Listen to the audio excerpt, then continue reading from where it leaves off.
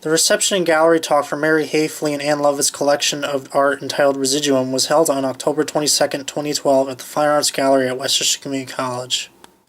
Residuum totals to 30 images inspired by the artist's study of ancient Egyptian and Roman glass at the Art Institute of Chicago. They used macro photography, digital printing, and caustic in the process of creating the pieces. The artists described their work as reminiscent of topographical maps and of planetary surfaces. The decay of wax suggests the inevitable deterioration of all things micro and macrocosmic. I'm Mary Hafley, and this is an exhibition that's collaborative work by me and my collaborator Ann Lovett, and we are both professors at SUNY New Paltz.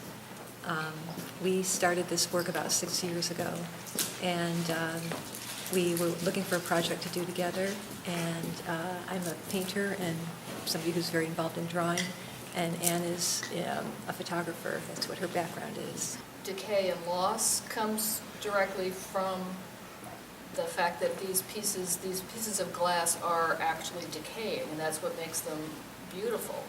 That all the iridescent colors come from this oxidation process that is actually a breaking down of the surface of the glass. So we tend to think of glass, contemporary glass is very hard and slick, and you might break it, but you don't think of it as decaying. But it is an organic material, and it does decay. We're talking centuries now. So a long, long period of time. But this is, from ancient Rome. So a long time ago.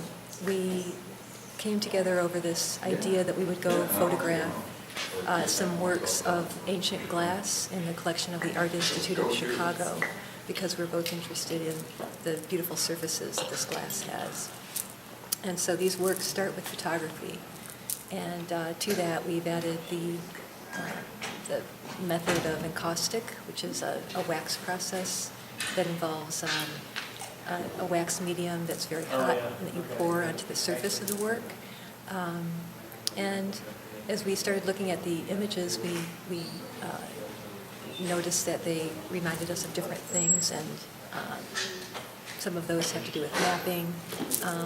Some of them have to do with very close-up molecular structures, and we thought about trying to come up with a system of notation for these surfaces of how you might apply different systems of mapping and notating to suggest different ways of locating yourself.